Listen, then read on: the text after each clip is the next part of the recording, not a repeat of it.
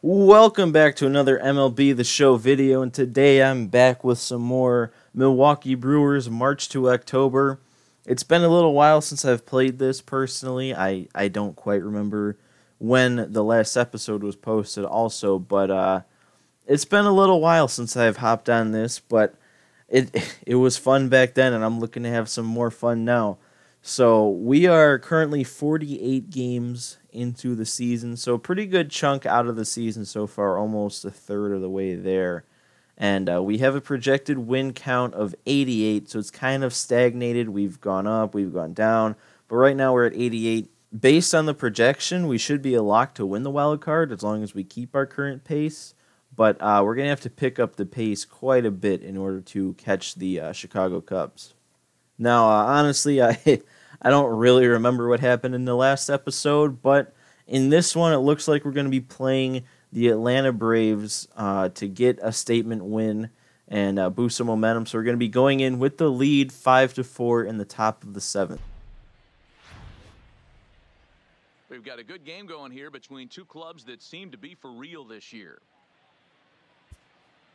Pat, this is a nice test for both teams, both of whom, as you said, figure to be in the race as the season unfolds.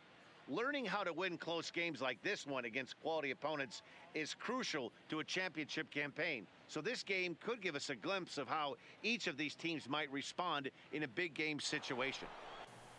Well, no Heidi today, but they did give us some information about this matchup and how these two teams have been playing.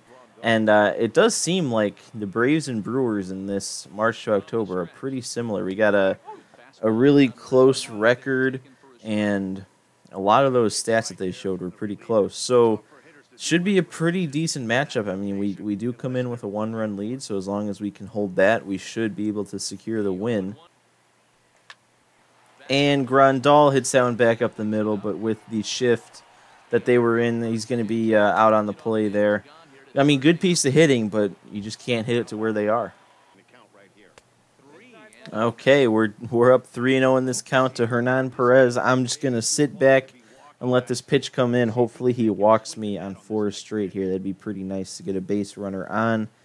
And he does. He can't find the strike zone against Perez.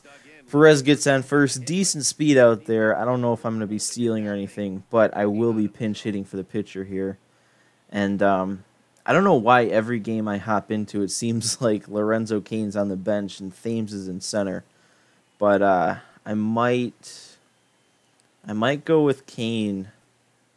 Yeah, I think Ben Gamble is really, he's not better against righties than Cain is. So I may as well just put in Cain, and then hopefully he gets on base and Eric Thames can get in at bat. But I'm gonna probably just switch out Thames for Cain. I'll do a double switch after this. So Cain's going to bat here, and then he'll come in on defense in place of Thames.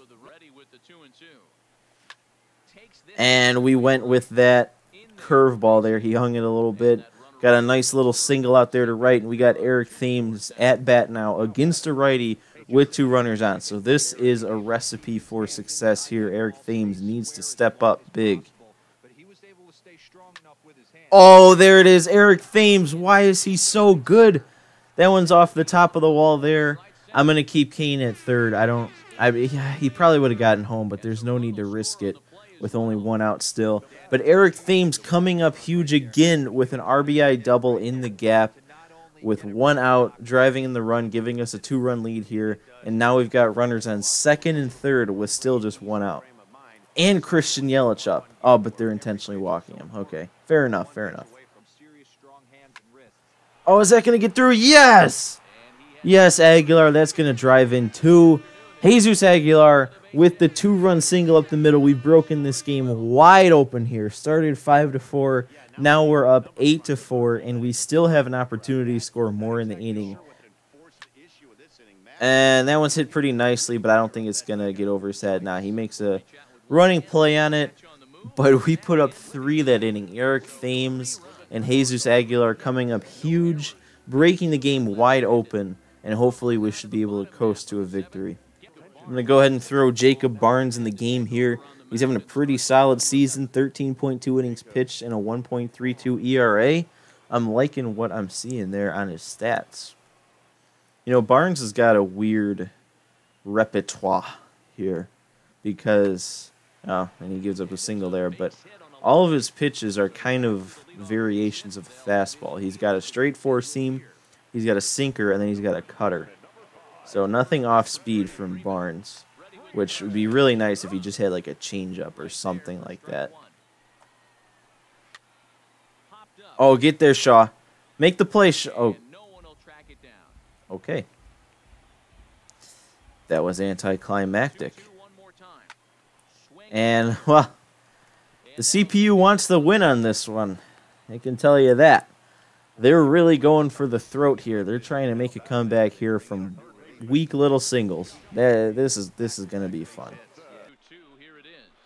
There we go. Finally a strikeout. Not anywhere near where I thought that cutter was going to end up, but I'll take the strikeout anyway. And we get Acuna down swinging too on the high fastball. He was like way early on that. So the CPU's interesting sometimes, but 2 outs here. Jacob Barnes is trying to pitch his way out of this. Let's try and break him in with this cutter inside. And it didn't quite get as far in as we wanted, but that's going to be a pop-up anyway. Jacob Barnes pitching his way out of the inning and into the 8th with a lead, still maintaining that 4-run lead. Man, that was a textbook backdoor cutter there. I could not have placed it any more perfectly. And he ripped that one. I was lucky that didn't leave the yard. And Thames didn't make an error on it. I mean, a couple of insurance runs could never hurt if Yelich wants to go deep here. But he doesn't want to go deep. I feel like, I can't remember every game I've played, obviously, but I feel like I have not done a single thing with Christian Yelich in this March to October. He's supposed to be my star. And I know it's my fault that I'm swinging at pitches like that, but I just haven't done anything with that guy. All right, well, usually in the 9th, we're seeing Josh Hader. But with a 4-run lead here, I'm just going to turn this one over to Alex Claudio. Let him try and end this game here. And if we get into a jam, I do have Hader warming up just in case. And Dansby Swanson just has to give us a little trouble, doesn't he? I bet if I did sub Kane in, Kane makes that play. But, you know, that's on me. I just completely forgot to take Thames out of center and put Kane in after the pinch hit. Well, there it is.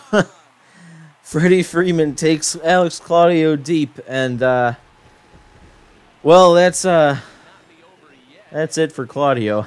And there he is, 15 saves on the season, .64 ERA. He's only getting 1 strikeout per inning. So that's a little alarming. Usually he's averaging like 2 strikeouts an inning. So Josh Hader really having a down year. All right, we're doing this. This is going to be a game here because I'm going to walk him. Or that can happen. The signature of online play this year, the opposite field bloop single on a jam, it's happening offline too, guys. We can't hide from it. Now they have the tying run at the plate in Ronald Acuna Jr. And I feel it. I feel it in my bones. I feel it in my pinky toe. He's going to take me deep. All right, we got Acuna striking out. Please swing. Yes, Josh Hader.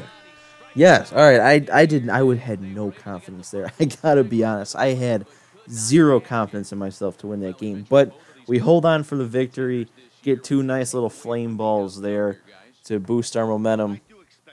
And that was a good little win there. It would have been nice to secure the 8-4 win because we might have gotten like an extra flame ball or something. I really hate how these announcers keep talking. Like, just shut up. We're back on the home screen. It's enough. Like, we're simulating. We're on to the next day here. And the announcers are still talking from the end of that game. We got a couple of wins, though, in the simulation. A couple of losses, too. I don't know if it really had any effect. But we have another chance to get a no-hitter. That's the second one. We had one with Freddie Peralta in the last game.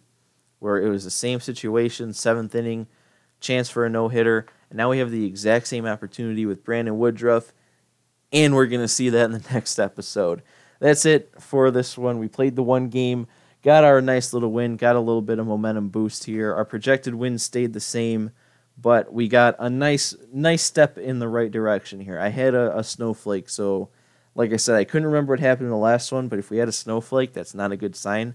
So we got to go on a big win streak here to get some nice momentum boost. So make sure you come back for the next episode when we go for this no-hitter with Brandon Woodruff.